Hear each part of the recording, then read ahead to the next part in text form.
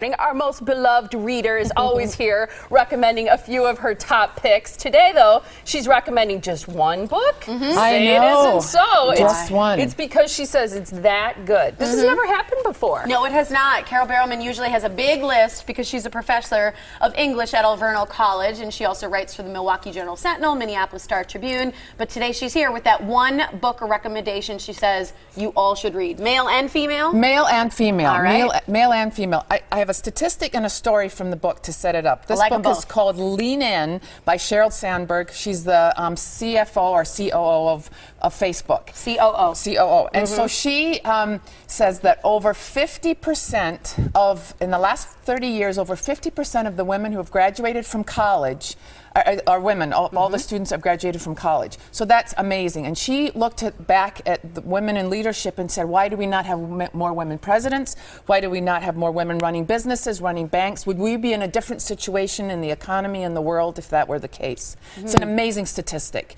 For 30 years, more than 50% of the women of people graduating from college have been women. And then her story is she was at a human rights conference on the sex trade of women, and there was one other woman in a position of leadership who could make a difference. In other words, her company had enough money that they could contribute to this cause. And she looked around and she said, would we even be having a human rights conference like this if there were more women running businesses and running countries? So that's a good question to ask. It is good, but who does she put the responsibility on? Because it sounds you're going in the direction of women need to take this leadership role, but I feel like they've been trying. Well, here's where she gets kind of provocative, and it's why I think this would be a great book for a book club for men and women to read. And I also think if you're a father and or even a mother raising daughters, this is a book that you want to read as well. She says that it's partly our fault, and she also blames my generation of feminists who, sort of that second wave, who were the first ones maybe to break some of those barriers, that we did not instill in our daughters the will to lead. See, I think this is really interesting because I was raised by a mom who stayed at home. Me too. And you too. Me okay. too. And she later went back to teaching, but it wasn't until I was done with high school. And in my house, for example, my dad wanted me to change the oil in my car and mow the yard. But I also folded clothes and did the dishwasher. But my mom did not have my brothers doing those inside chores. And I will admit to a lack of not willingness, but desire to lead. I don't want to be a COO. I don't want to run a financial company. I don't want to even be a manager. I like being an employee. And part of it is because I find my other role as being a mom so important. So I'm part of the problem now. And for me, what happens, and I teach in a women's college, and Alverno graduates could rule the world. I mean, they're awesome women when they leave us, and they're awesome women when they come in, but they're awesome women when they leave us. But the problem is many of them start their own businesses, which is wonderful. But instead of figuring out a pattern to get into a job of leadership where you could change the world, you maybe don't want to fight that fight. You know, I'm generalizing, obviously. Yeah. But you want to get out. I'm a perfect example of that. I didn't want to have a boss, so I chose a profession where I could be my own leader. And I hope I'm educating women to be leaders, but I think she made some interesting points in this book that I think really made me rethink how we are approaching the education of our young women. And I think I pulled out like 3 major points. You did. Yeah, definitely. And this is, I like what you write. Every woman interested in being a leader in her profession, this book is for you, and every man who has a woman in his life.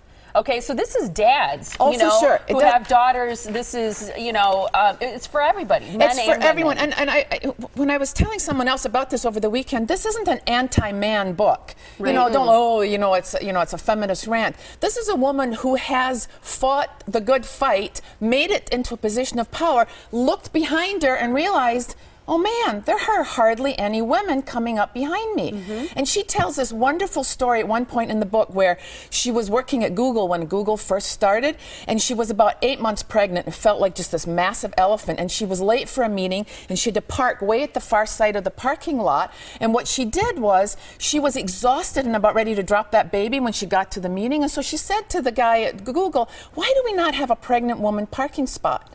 Why is there not a place where a woman who's this pregnant can park up close? And he looked at her and he said, I don't know. No one's asked me for one. You can have one. And so that is really the metaphor of this book in a way. Until we get more women running Google and Facebook and all these big banks and so on, no one's going to say, give the pregnant woman the parking place, because men don't get pregnant. Right. Right. I thought that was a great story and really an interesting metaphor for what she's trying to get us to think about. Yeah. I agree. And so you've kind of laid it out in some of these themes that come out through the book and where we can start, starting with plan the life you want, starting right now. What do you mean by that? Well, the women that I have, my freshmen in my college class, if I see anyone who's got an interest in wanting to be a leader, I should be mentoring her right now. If you're a woman in that situation, find the women and the men in your business who have the jobs that you might want 20 years from now.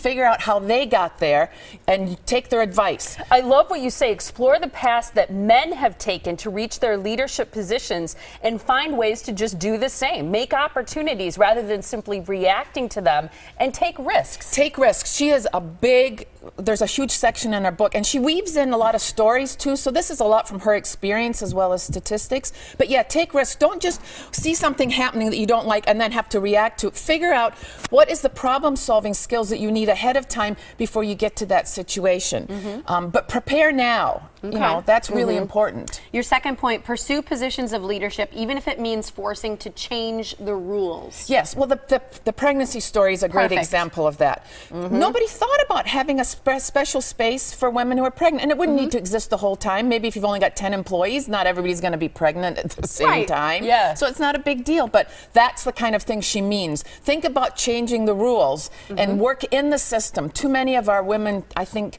she would argue, broke out of the system, started their own businesses, did other things. I love what you say about lean into conversations all the time and let your voice be heard at the table. I find myself doing this even right now with you guys. You lean forward when you've got something important to say. And she said too many times women are silent at the conversation. They lean back instead of jumping in and fighting for their stance. Okay, the last one, insist on a partner, not just a spouse. I think this might be one of her more provocative ones. She is not advocating that women shouldn't stay home when they have children. But she says when you do, don't lose track of your field. Don't get disconnected in such a way. It's gotta be hard, though. Oh, very hard. And she is not denying that. But she said when Does she have children? She has children. Okay. She does have children. And what she's saying is she married a partner, not just a spouse. And they had conversations with each other about what would happen when our kids are teenagers and I've got this high-powered job. Are you going to be mad and make me guilty when I'm not home for 3 nights in a row? Wow. She was really advocating, have those conversations right up front. They're as important as anything else. And she's not talking about who's taking out the garbage, who's doing the ironing, although that's important. But maybe the carpooling. She's maybe talking about the carpool. And the idea that, you come home and you say, oh, I've been late from work 3 nights in a row, and the spouse says, well, that means I get 3 nights off. No.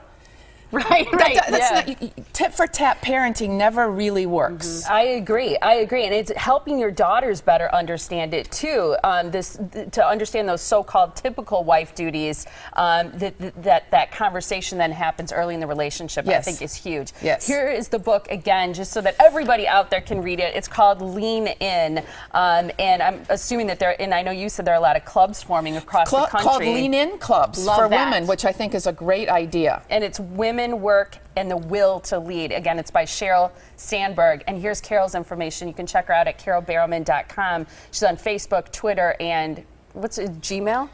Goodreads. Oh, Goodreads, sorry. And I'm going to bet by leaning in saying she did not wear lace thongs when she was a little girl that said, call me. Yes. Right. And also, I would say if your home message is louder than the media message, you're going to win at home. I love that. I like that. You're great, Carol. You're on I'm on fire about this. My feminist back is up. I love it. Thank you so much. You're welcome. It was fantastic. You're welcome.